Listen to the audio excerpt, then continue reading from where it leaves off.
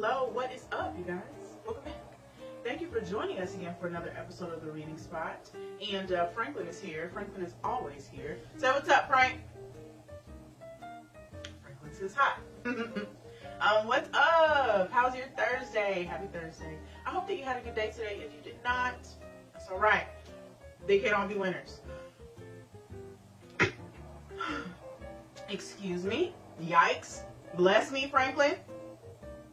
Anyway, I'm keeping it. We have a good book. You know we do. That's what we do here. Hello.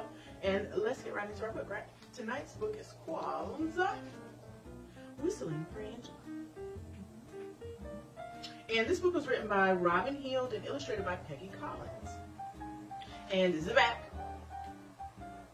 And it says, will Angela love me? Daniel asked. Mom kissed his cheek. Babies love people who make them feel loved. Say that. With one day left before he meets his new sister at the adoption center, Daniel knows exactly what gift to prepare. He'll share his love of birds with Angela by whistling for her like a chickadee. Now he just needs to learn how. Okay, it should be interesting.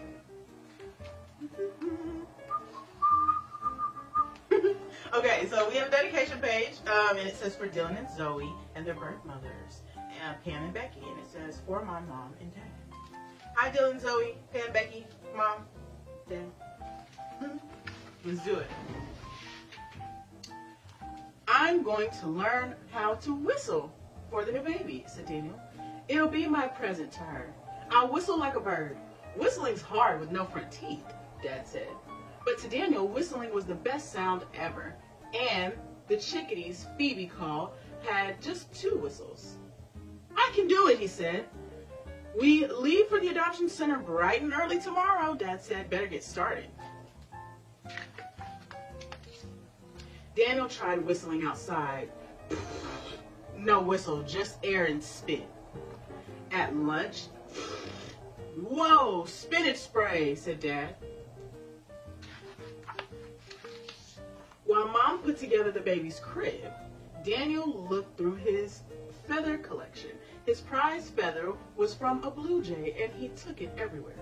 Does Angela like birds? He asked. She's only 4 months old. She'll grow to love them because you love them, Mom said. Will she love me?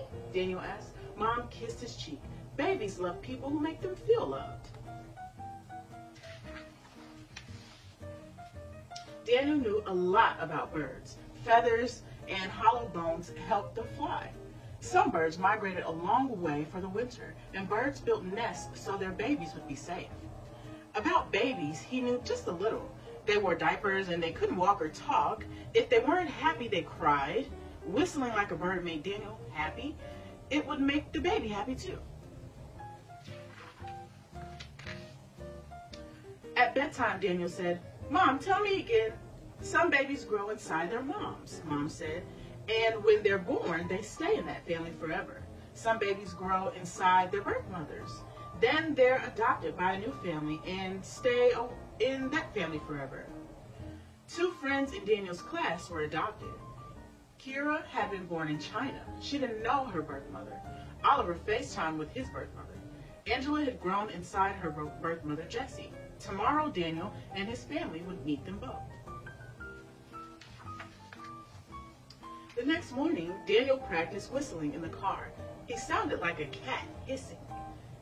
In the parking lot, he sounded like a spooky ghost. His present wasn't near ready. Time was running out. At the adoption center, Daniel was allowed to go into the hallway. Mom and Dad were talking to the adoption counselor, the person whose job it is to help families grow. The hallway was echoey and longer than a bowling lane. Daniel blew and puffed and panted. No whistle. Hey there, called a voice. Are you Daniel? He spun around. Uh-huh. A lady was standing there with a baby in her arms. I'm Jessie. This is Angela. Mom, Dad, Daniel yelled. Our baby's here. She's almost bald. The grown-ups took turns holding Angela. She put their presents in her mouth. No smiles. It was time for Daniel's present. I'd like to hold Angela, he announced. Baby bird coming in for landing, said Jessie. You like birds? Daniel asked. They're magical, Jessie said. I have 3 parakeets, Peter, Piper, and Peck. Daniel made his lap and his arms sturdy like a bird's nest to keep his sister safe. Daniel had never held a baby before. Angela felt warm and soft. Her head smelled like vanilla cookies. Your presence inside me, Daniel whispered. You can put it in your mouth. You can't put it in your mouth. Daniel pretended he was blowing out birthday candles. Phew! No whistle. He blew one long stream of air. No whistle. Daniel, here's the secret to whistling, Jessie said. Pretend you're tasting a lemon. Pucker your mouth to make lemon lips. And leave a hole so tiny that Angela can't even fit in her pinky. Then what? Daniel breathed in, puckered his lips, and thumped Angela's head. Ow! Daniel's chin. Angela wailed. Daniel's chin stunned. Jessie reached for Angela. Wait! Daniel filled his lungs, made lemon lips, and blew gently, and this time a soft whistle came out. A real whistle! Angela stopped crying. Everyone cheered. After a while, the room got quiet. I think it's time for me to say goodbye, Jessie said softly. Here's a letter for Angela when she's older. You can read it. She unhooked her earrings. These are for her too. I made them from our parakeet's loose feathers. Daniel saw tears on Jessie's cheeks. He didn't feel like whistling anymore. You'll always be a part of Angela's life, said Mom. We're grateful to you, Jessie, said Dad. Everyone hugged. Jessie snuggled Angela and settled her in Mom's arms, and then she left. Why can't Angela stay with Jessie, Daniel asked. Mom read Jessie's letter to herself. She talks about why in this letter. Dear Angela, always remember that I love you. I want you to have the best life possible, a life I wish I could give you. I've chosen wonderful parents for you and an awesome brother. I will think of you every day, your birth brother. This was happy. It was a happy day because Daniel was a big brother. Jessie had chosen him, and he learned to whistle. Jessie had taught him, but it was a sad day too. Jessie had said goodbye to Angela, and she loved her. Daniel wanted to help Jessie feel better, but how? Daniel charged down the hall to Jessie. This is for you, Daniel said. It's from a blue jay. Jessie took the feather in her hand. It's beautiful. Your other present's inside me, said Daniel. It's a promise present. I'm going to take really good care of Angela, and so will Mom and Dad.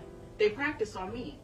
They did a wonderful job, said Jessie. And I'll teach Angela about birds, Daniel went on, because you love them, and I love them, and she will too. We'll all share the same bird love. You're good at sharing love, said Jessie. You make me feel loved. Goodbye, bird boy. There you are, Mom said, ready to go. Ready, Angela? Said Daniel. Then Daniel took a deep breath and whistled the prettiest sound he knew, the chickadee's Phoebe song. Angela cooed and smiled. Oh, okay, looks like it says, Dear Jessie, thanks for the chickadee feather. Guess what? I got a parakeet for being a big brother. His name is Pickles. Every day we both whistle a good morning song for Angela. When Angela's older, I'll teach her to whistle too. Your friend Daniel. Nice, they kept in touch. Okay, so that was the end of our book. You know, this is a really good book. It gives you a lot to think about as far as probably some of the people in your life, me included. You might run into somebody who has been adopted. And maybe they were adopted as a little baby, or maybe they were adopted as a big kid like I was. But it's important to know that whether small or big, everything and everybody, every living thing has a soul.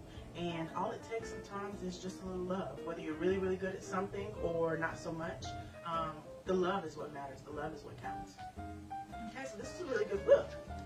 All right. How'd you guys like that book?